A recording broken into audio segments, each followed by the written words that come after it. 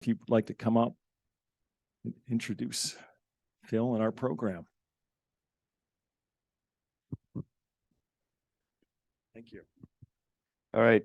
I have the pleasure of introducing Phil Belfiori. Phil's been an administrator for VLAWMO for more than 3 years and brings 12 years of experience as administrator of multiple watersheds in the White Bear Lake area, including Rice Creek Watershed District and VLAWMO. He also brings more than 28 years of experience in environmental and water resource management with a variety of partnerships to pull from. His experience in watershed, municipal, county, regional, and statewide programs makes him comfortable navigating the many circles VLAWMO regularly interacts with. As VLAWMO administrator, his duties include management of staff, program development, and oversight, lead staff liaison for the VLAWMO board, and development and implementation of the budget. Please join me in welcoming Phil to our meeting this morning. And they are a great partner of ours, and looking forward to doing more with you, Phil, too.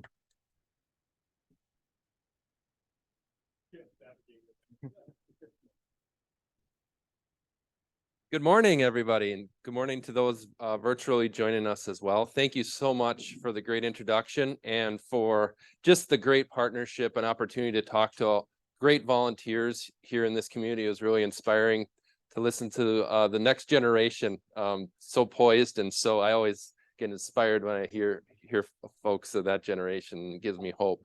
And speaking of hope, and I'll thank you again here, but thank you so much for your partnership with the Rotary program and for all the things you do in the community for the environment. And I want to share some of the things we're doing in the hopes of perhaps getting involved in other areas of water quality in our important lakes and streams around our area here in the greater community. So I will have a PowerPoint here. Great. And again, my name is Phil Belfiori. Next slide, please. So a lot of people ask me, what is a watershed? Well, a watershed is a place where water, when it falls on the ground, it collects into a common basin. So for example, if it falls on the roof of Rudy Red Eye, for example, where does it go and where is its ultimate destination? That's what a watershed is. So it couldn't be even surface water or groundwater. We hear a lot about groundwater now, especially in this area of the state. And it could also be that groundwater collects in a certain way and goes into a different destination, but the surface water that falls on the surface goes to a different destination. So watershed has different definitions depending on what kind of water you're talking about. But generally, it's where the water drop goes ultimately to what lake and stream. So next. So the watersheds, the entire 7-county metro area, most folks don't know this, the entire 7-county metro area is covered by water management organizations or watershed organizations. It's the only metro area in the entire country that every square inch of our 7-county metro is covered by an organization that's goal and purpose is to partner with organizations to clean up the water resources of that area. And in the city of White Bear Lake, you actually have 4 organizations that are set up on a watershed boundary that are within the city of White Bear Lake. So you have, and you can see that. So we're right here on 61. So if a drop of water falls on Rudy Red Eye's roof, it ultimately goes in. It's in the Rice Creek Watershed District. That's the special purpose government that manages that, and that water will actually go into the storm sewer, into Bald Eagle Lake, all the way around all the way to Hugo, through the chain of lakes and line of lakes, and end up in Fridley, dumping into the Mississippi River. So most people don't know that if a drop of water falls here, it actually is going to go all the way through all that system and go to Fridley into the Mississippi, and then obviously out to the ocean, ultimately in the Mississippi River. But if it falls across the street, that's VLAWMO. That's the organization I work for, Vadnais Lake Area Water Management Organization. And this is the boundary within the city. And that water is actually going to go through the creeks, ultimately to East Vadnais Lake. And it's not going to go into a river at all. It's the only watershed in the state. It actually is going to go into a drinking water treatment plant in Maplewood. All of our water from across that street all the way to the west, if it drops on the surface, it's going to go into East Vadnais Lake and into the St. Paul Regional Water Service pipe that they have in that lake and serve for drinking water for 450,000 people. So people don't realize that's how important management of water and quality of water is that it serves as the drinking water for 450,000 people in the VLAWMO watershed. And you also have two other watersheds, believe it or not, that go to the Mississippi and St. Croix, also within the White Bear Lake city limits down here, Ramsey-Washington Metro Watershed District and Valley Branch Watershed District. The next slide. So what is VLAWMO? So this is this is VLAWMO. So you saw a little outline of where it's located over here in the city of White Bear Lake. 61's right here. But this is the boundary. It's 24 square miles. It was created about 40 years ago. We're actually have our 40th anniversary this year.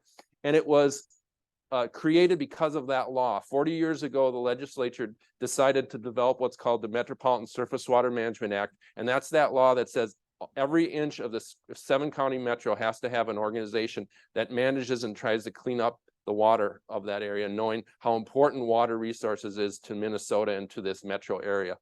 So the board that I work for is made up of mayors and city council members from the 6-member communities. So it's Badness Heights, Gem Lake, White Bear Township, White Bear City of White Bear Lake, City of North Oaks, and City of Lino Lakes. So there's mayors and councils members that I work for that are appointed to the board that manage the budgets, manage the programs, and the staff. So again, we're 24 square miles. Next slide. So what does VLAWMO do? It's very similar to what these other watershed organizations do. We focus on water storage and flood management, water quality, partnerships, and you'll hear the word partnership a lot. And that's really, if there's one word that describes what we do, we partner with our member communities. We partner with organizations such as yourself. We partner with schools. We partner with nonprofits. We partner with lake districts. We partner with the counties. And we partner with state and federal agencies. So everything we do is based on partnerships. We do water management planning with those cities and counties. We do education and outreach, and we'll talk about that. One of the key things you're doing at Rotary Park is based on that. And something called the Wetland Conservation Act, which is a state law that manages the wetlands in our state of Minnesota. We actually work with that program as well. Our mission is to protect and enhance the water and natural resources through monitoring, partnership projects, and education. Next slide. So one of the key things we do, I always say that watershed management is based on two things, science and people. Actually, people should go first. It should be people and science. And really, the science is based on what we call monitoring. So this is one example of the numerous chemicals that we make sure we understand is happening in each one of the lakes and streams and wetlands that we manage within the VLAWMO boundary, which is to the right. So to the left is a graph of all the shallow lakes in VLAWMO. You can see Birch Lake up at the top here is actually the cleanest lake of all of our shallow lakes in VLAWMO. And that's the lake that's just south of your Rotary Park, which feeds all the water to Rotary Park. So it's a very important lake, not only for our watershed, but for you as well in that park. So you can see that the phosphorus, which is the primary nutrient that causes algae and problems of clarity in lakes, is phosphorus. There's a bunch of other chemicals, but phosphorus is kind of the one that comes out most important. And phosphorus has a state standard, and this is that. So if you're above that 60 micrograms, which is a concentration, you are called an impaired water by the state of Minnesota, and then you need to work to show progress to clean it up. So Birch is not anywhere near that. It's actually at about 20, and the state standard is 60. So it's a very excellent lake, and we want to try to keep it that way with partnership projects like at the park. But you can see we have a lot of work to do. We have a lot of lakes that are way above the state standard for phosphorus, and we have other standards that we have for the other chemicals. This is an example. So this, you see the red over here, these lakes are what we call is impaired. They're above that line, and we are tasked with our partners to try to clean up those lakes, in addition to try to keep the healthy lakes healthy or healthier. So that's kind of one of our main things that we work on. Next slide, please. So a lot of partnership projects we do. So when we have issues with lakes or challenges with lakes, we try to do technical things to try to clean those up. One of the key things we do is build partnership projects with all of our partners that I listed earlier. Some of the really cool ones, and some of you probably have seen them as you're walking or driving around the community. The Iron Enhanced Sand Filter is located very close to the Rotary Park. It's in the northwest corner of Birch Lake. It serves about a 52-acre watershed. Before that watershed comes into Birch Lake, it's cleaned with an iron and storm water filter program. And what it is, you can see it, it's at 4th and Otter. Sometime when you're walking by there, driving by there, check it out. So it's right here in the bottom left here. The water comes in from a big storm sewer system and rises above into the filter. The filter looks like a sandbox, and then it infiltrates or percolates through that sand, and the phosphorus particles actually bind chemically with the iron filings and takes the phosphorus out of the water column before the water goes back in to the lake, which is Berkeley. People don't realize it. They probably see it and they say, that's a big sandbox. What the heck is that? Well, actually, it's a very technical facility that's cleaning up the water so it doesn't pollute Birch Lake. So that's one example of many I'll go through. We also worked in partnership with a bunch of good partners on the Birch Lake shoreline restoration. Again, a lot of times lakes have erosion, and that causes phosphorus and sediment deposition in the lake. So we try to clean up the shoreline from erosion in those areas. Next slide. Some other partnerships to mention, we've recently developed in Whitaker Pond, which is the pond that's on the south side of Columbia Park on 96. Many of you have driven by it. Most of you have probably driven by it numerous times. Well, there's a pond in the south side of that park called Whitaker Pond. And on that side, you can see if you drive on Whitaker, I think it's Whitaker Court or Street, whatever that is. There's a biochar filter. So this is another sandbox looking thing, but actually this filter does a different thing. It actually has a biochar, which is a chemical that bonds with the E. coli bacteria in the water, because another chemical we have to try to manage is bacteria, as you could guess, particularly because our water goes to a drinking water supply system. We really focus on bacteria, and this biochar system actually has a chemical reaction to the E. coli bacteria in the water, takes that out of the water column, and then before the water goes back into the creek and ultimately down to the drinking water supply reservoir, which is East Vadnais Lake.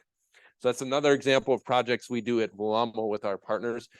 Most of you have been on County Road F. You noticed that there's been recently installed rain gardens. I heard the word rain garden already today.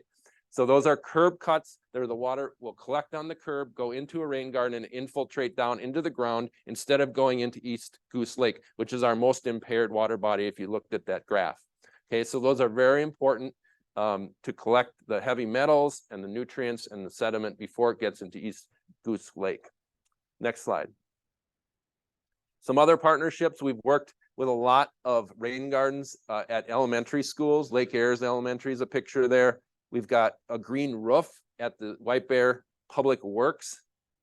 We've worked with churches, St. Mary's, Rain Garden, and the historic town hall at Polar Park is a planting project and rain garden project we just recently completed. And actually there's 3 of my bosses on the board are here. Councilmember Dalkani from Vadnais Heights, Ed Prudon from Township, who some of you probably know these folks, and then Dan Jones, who's the council member representing VLAWMO from the city of White Bear Lake. So we all had the board and I and some other partners got a chance to do that White Bear Town Hall planting, and it was really exciting and invigorating. If you ever get a chance to do rain garden planting, or work at the Rotary Park with the kids, it's very rewarding. It's very tangible. Feel like you've really done something. You can come back years later and see how it has matured, and it's a wonderful feeling. Next slide.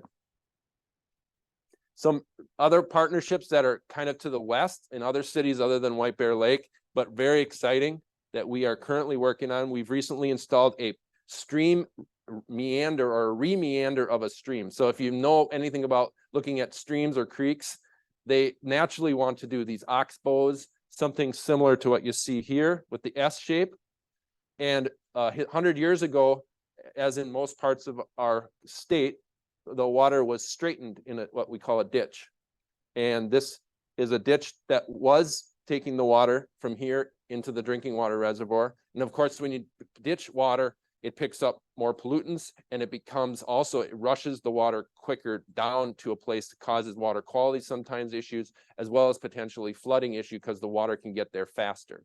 So with this, we remeandered the creek the way it used to through Lambert Lake, which is the lake just to the west of 35E that you can see in Vadnais Heights.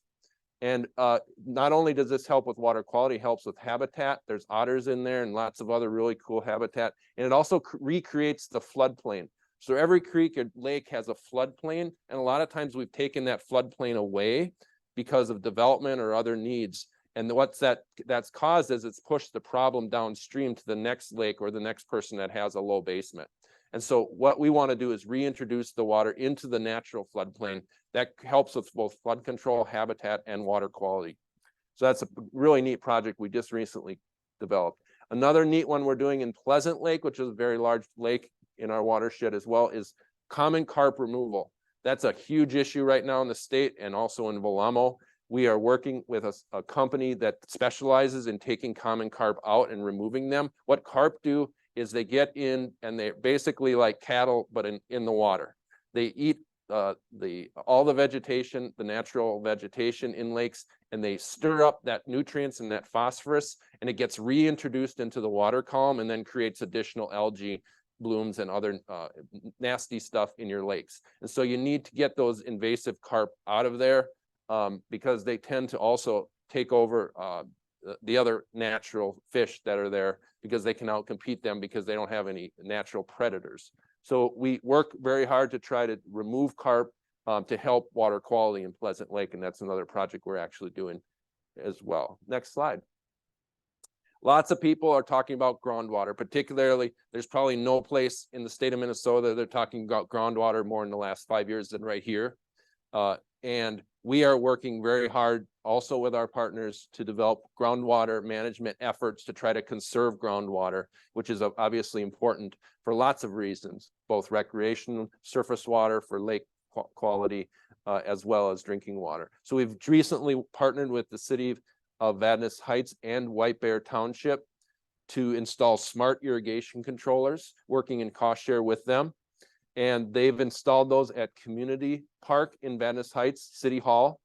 You can see the green. Everyone always asks, well, how do you know where it's irrigated? Well, you know what they're irrigating here. You can see that the green stuff is where the irrigation systems are.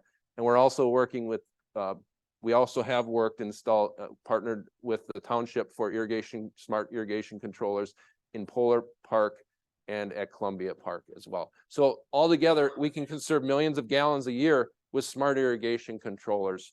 And that water can be used for the more important issues. Next slide, please. We've also recently completed our first, if you notice that bar graph that I showed, we have impaired waters. Well, one of them that's no longer on that list of impaired waters is Gem Lake. Through work with partnership with our state and local partners, we've actually installed enough practices that has actually brought Gem Lake off of the impaired waters list. So that's something we celebrate, and we're working and hoping to achieve other delisting of impaired waters within our watershed in the near future, many of those other lakes that I listed earlier. Next slide. Education and outreach is a vital part as you could get. This is all about behavior change and about changing the identity of what folks are thinking about when they do their practices, so we can try to improve the water resources of our area. So we have a very active outreach and education program. In addition to working with the children and you guys out at Rotary Park, we do lots of other things. We do education and outreach on water conservation, smart salting and pet waste, water care and irrigation practices, as I mentioned, and native plantings and rain gardens. So those are just some of the few things that we work on. We target specific stakeholders and specific audiences to try to work with them on these various topics around the various communities that we serve. Some of the methods or ways we get out our communication is we have a very active website, VLAWMO.org. Check it out. We have everything on there you'd ever want to know about VLAWMO, from education to our meetings, to our budget, to all of our cost share opportunities for you or your neighbor if you're interested, which pays for various practices you can put in your community or your private residence. We also have workshops, publications. We work on grant promotion. We're Leo, thank you, Leo, and Carol also is our very active volunteer liaisons with us. And we really appreciate their hard work and partnership along with all of our other partners. And we're very active on social media as well. Next slide. So one of the key things we work on and are hopeful that folks like you can help us with is adopt a drain. It's kind of like adopt a highway. I think I saw that earlier today. This is adopt a drain. If you've seen the messages on these storm sewer drains along the streets, it says something to the effect of drains to an important lake. Please don't dump things in there. Please help us with conservation. So we're focusing on the East Goose Lake watershed. You can see that here. I mentioned that there's highway or County Road F right here. So we are, and we have yard signs. So if you're interested, let us know. I have a bunch of materials on that table right there in front of the camera. We've got my business card. We also have our education outreach person there. We have a lot of pamphlets and brochures there, including this program. So check that out, grab a card. If you don't see it there, it'll be on our website as well, or you give us a call or email us. And if you have any questions and follow up from today. Next slide. So everyone always asks, what can we do for water resources? So 6 things, kind of our elevator speech. You all know what an elevator speech is if you're trapped in an elevator for 15 seconds. Well, here's an elevator speech you could do if you are thinking about doing something to protect water resources, or say a neighbor or a friend asks you, how can I help clean up this lake or this park or this wetland? Well, 6 kind of low-hanging fruits you can do is make sure that they know that if you dump something in to the curb or to a wetland, it's going to end up in the lake, and it could even end up in their mouth by drinking it. And so don't dump stuff into anything, you know, any pesticides, gas, any kind of waste, really. It doesn't belong there. Even in your backyard, it's going to run off ultimately into something. And then somebody else going to have to deal with it, and it's going to hurt the environment.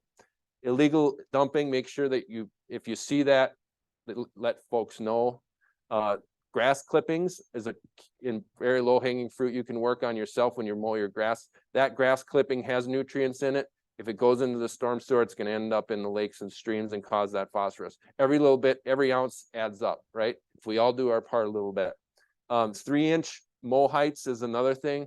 De-icing is a big issue right now. Try to not over salt. Ultimately, that runs off into the lakes and streams. And then irrigation, obviously right here, probably the biggest thing you could do, especially in this area. Don't over irrigate, because that's using groundwater. And we know that groundwater is very vitally important, particularly in this area of the state. Next slide. And I'd be remiss not to mention the great partnership. And again, thank you so much for all your hard work with the Rotary Nature Preserve program. 5 partnerships. Sorry about the spelling there. A partnership with 5 entities. That alone is just, you know, all those folks are partnering together with a common goal. And that's just wonderful and inspiring. So there's 3 phases, as you know, that are going to work on the upland areas. And then, believe it or not, next slide. We just approved, the board of VLAWMO just approved a feasibility study for starting in 24 to look at not just the upland areas, which is phase 1, 2, and 3, but now a phase 4, which would look at the wetland area. And we're developing a feasibility study in partnership with the city and others and yourself to look at what could be done in the wetland areas to further, as a comprehensive way, restore that wonderful park. So hopefully the next generations can see a comprehensively restored park in that area. And one of the cool things there is bladderwort. That's a coniferous plant, and it's actually a rare plant, and it's actually in the wetlands there. And it's something that is really exciting to see in an area of an urban park like that. And we're hopeful that through all the work we're doing, that park can maintain some of these very important plant species like bladderwort. Next slide. And the education, you just heard that. Not only is that park important from a environmental standpoint, but from an education and from the next generation, working with the Birch Lake Elementary School, who can actually get their hands dirty and start thinking about the environmental ethic and start thinking about the conservation of our lakes and streams now. And hopefully they can carry that on to the next years to come for both not only Rotary Park, but for our communities to help. Next slide. That's all I had. Here's my contact information. We have that on the table as well. I'd be glad to answer any questions. And thank you again so much for everything you do in the community.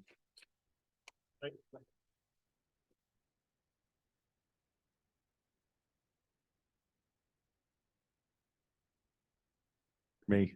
Great presentation, Phil. Really well done. Any questions in the room at all?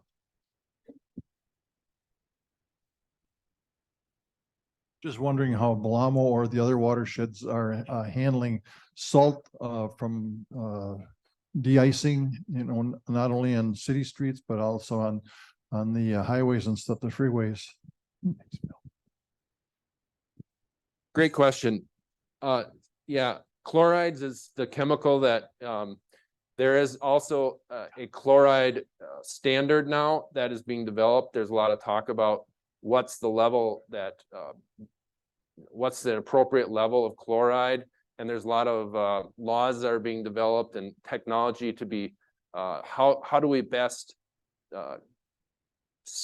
use salts as a smart way, and we call it smart salting, really is the term we use now. And so the main thing we're doing with all of our partners and the folks in the other watersheds in the state are mostly working through education through smart salting. So we're trying to get a hold of every private and public entity that uses salt, all the way from MnDOT down to someone that is a strip mall that does a management company. You know, a lot of them hire folks that do their salting and their landscaping. We're trying to get to every one of those folks and get them to smart salting training, because what we're finding is that if we can educate those folks at the grassroots level, they can understand that a lot of times they're using salt where they don't need to.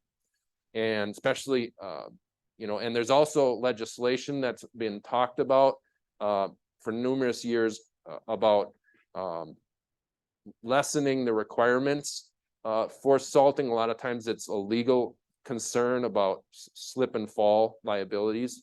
And they're trying to find the balancing act of how can we manage salt, but also make sure that that slip and fall concern is addressed. So they're trying to address it in that way too. So folks have more freedom to feel like that they don't have to over apply salt on their sidewalks because they're afraid someone's going to sue them. So there's an educational level, that's smart salting training that we try to get to everybody doing the workout in the front line. We're also working at it from kind of a legal standpoint at a state level to try and make sure that the liability issue can be balanced so that people don't feel like they have to over apply salt. Thanks. Hi, Phil. Dick Galena. Phil, a few years ago, when the White Bear Lake was very low, there were discussions about drawing water from Sucker Lake and piping it into White Bear Lake. And I'm wondering whatever happened to all those plans and so on.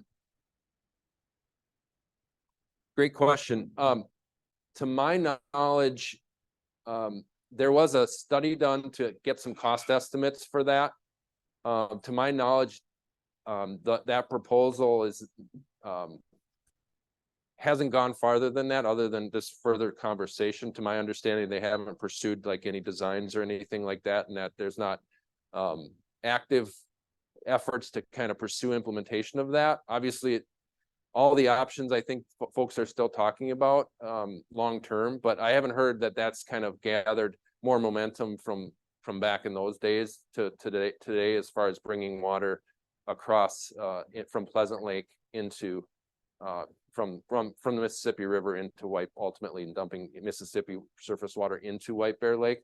I know that there is been more talk more recently about possibly doing a plan. And I think the state legislature just passed a law a few days ago, actually, to do a big water plan that would look at a bunch of ways to try to conserve groundwater in the White Bear Lake area, including the potential of, is there some smart ways to convert some water from groundwater use to surface water? And it's a plan. It's not anything that they're planning to necessarily say would be implemented, but they developed some money there for the partners to look at options in a planning or a feasibility way. So there's been a lot of talk about that. I think it's not going away, but again, and that's why I think these groundwater conservation programs are so important for all of us to think about, both at our local level as far as how we irrigate our properties, but also what our partners can do as far as conserving groundwater. Because ultimately we all want this to be addressed, but we want to do it in a most efficient way possible. And I think by all of us doing a little bit, we can make a big difference in conserving groundwater around our community. Any other questions? Here you go. Hi, Phil. Hi. Maybe you can share a little bit about the Ellison Forest project at the Vadnais Heights watershed. You know, the ongoing long-term project there, study by the University of Minnesota. I'm sorry, which project? The Ellison Forest. I'm not, where?